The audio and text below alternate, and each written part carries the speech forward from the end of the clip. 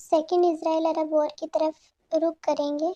तो जो second Israel अरब war है उसको स्वेज नहर क्राइसिस के नाम से भी नॉर्मली जाना जाता है। तो थोड़ा डिटेल में जाए तो एज वी नो कि ब्रिटिशर्स को एशिया आने के लिए पूरे अफ्रीका महाद्वीप का चक्कर लगाकर आना पड़ता था। तो इस डिस्टेंस को कम करने के लिए ब्रिटिशर्स ने इजिप्ट से स्वेज नहर बनाकर भूमध्य सागर को लाल सागर से जोड़ दिया, जिससे कि ये डिस्टेंस ऑलमोस्ट 6000 मील कम हो गई। इस नहर के बनने के बाद ब्रिटिश की एक कंपनी, जिसमें फ्रेंच शेयर होल्डर्स भी थे, ने इस नहर को ओन किया, इस पर कब्जा किया। उनका अधिकार था इस नहर पे, जिसे इजिप्ट ने 26 जुलाई 1956 में नेशनलाइज कर दिया। और ये डिसीजन इजिप्ट के तत्कालीन प्रेसिडेंट जमाल अब्देल नासिर का था। वेस्टर्न पावर्स ने फिर से स्वेज नहर पर कब्जा करने के लिए नासिर को हटाने का सोचा। थोड़ा और पीछे जाएं तो 1948 से 1950 के बीच जब इजिप्ट ने इसराइल और अरब की फर्स्ट वॉर चल रही थी, तो इजिप्ट ने इसराइल के जो मालवाहक शिप्स जो होते हैं जिनमें ऑयल वगैरह सामान वगैरह होता है, उनको स्वेज नहर से होकर जाने से रोक दिया था, जिससे इसराइल की को इनसिक्योरिटी हो गई थी कि ये इसराइल इजिप्ट फिर से ऐसा कर सकता है, इजिप्ट फिर से उसके मालवाहक जहाज़ों को जाने से रोक सकता है। जिसके बाद 29 अक्टूबर को इसराइल ने गाजा पट्टी पर और 5 नवंबर को यूके और फ्रांस ने इजिप्ट पर अपने पैराट्रूप्स को उतार दिया और सेकेंड इसराइल अरब वॉर शुरू हो गया। इस वॉर के बाद यूके, फ्रांस और यूएन को कड़ी आलोचना और निंदा का सामना करना पड़ा। साथ ही जो प्रेसिडेंट जमाल अब्देल नासिर थे, उनकी इमेज को इसका फायदा हुआ। इस युद्ध के बाद मार्च 1957 तक स्वेज नहर को व्यापारिक तौर पर बंद कर दिया गया। और इस वॉर का रिजल्ट ये हुआ कि जो इजरायली शिप्स हैं, जो इजरायली मालवाहक जहाज हैं, उनको तिरान स्ट्रेट्स, जो कि स्वेज नहर का एक पार्ट है, उससे जाने की आज़ादी दे दी गई।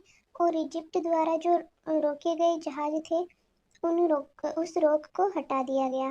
British prime minister Anthony Eden ने इस्तीफा दे दिया और Canadian external affairs minister Lester Pearson को इसके लिए नोबेल शांति पुरस्कार दिया गया, क्योंकि स्वेज संकट को शांत करने के लिए और संधि वार्ता के लिए प्रस्ताव उन्होंने ही रखा था।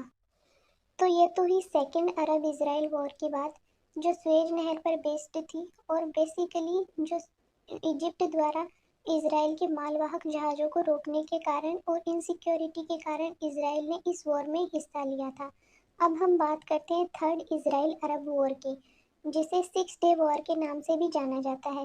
ये 5 जून 1967 को शुरू हुई थी, जो 10 जून 1967 तक चली थी। जो इजराइल था उसके अपोजिट में थे मिस्र, जॉर्डन और सीरिया।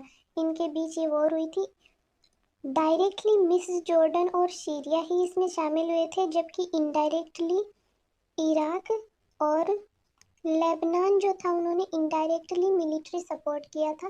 बेसिकली मिस्र, जॉर्डन और सीरिया तीनों का गठबंधन मिलकर लड़ा था इसराइल से।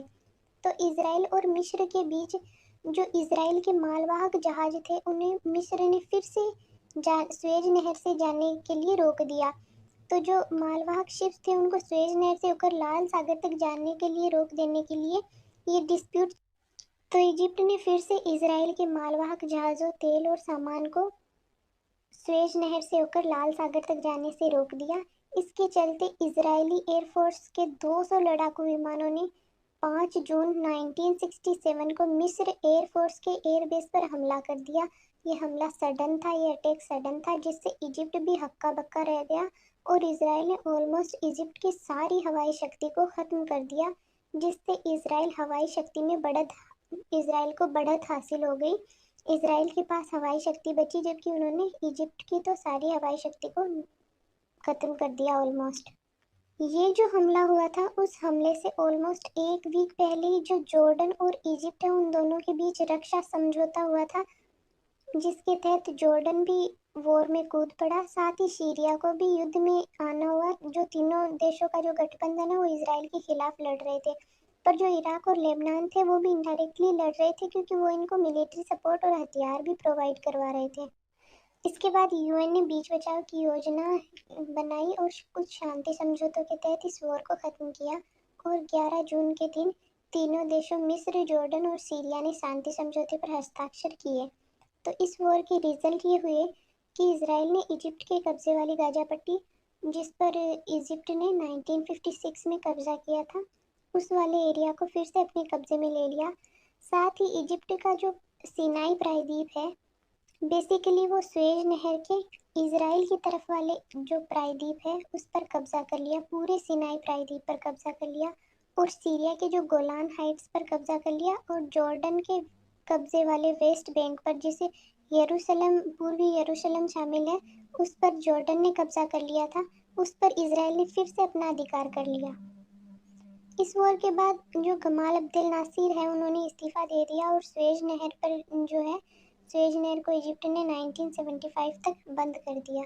अब क्योंकि स्वेज नहर एक छोटा रास्ता थी जो लाल सागर से भूमध्य सागर को जोड़ती थी, और यहाँ से जो जो खाड़ी देश थे वहाँ से यूरोप तक तेल वगैरह ले जाने में, तेल गैस ऐसी ऊर्जाएं ले जाने में आसानी होती थी, तो 1975 तक जो स्वेज नहर बंद रही, उसका रिजल्ट ये हुआ कि जो तेल है मिडिल ईस्ट से यूरोप जाना है उसको प्रभावित हुआ वो, और जिसके चलते 1970 के दशक में यूरोप में ऊर्जा संकट, एनर्जी क्राइसिस, और 1973 को तेल संकट, जो ऑयल क्राइसिस है, वो पैदा हो गई, जिसके कारण तेल यहाँ पे बहुत महंगा हो गया।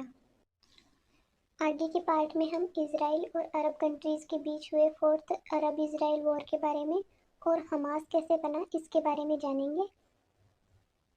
अगर वीडियो इन्फॉर्मेटिव लगा हो तो वीडियो को लाइक, शेयर और सब्सक्राइब करें। धन्यवाद।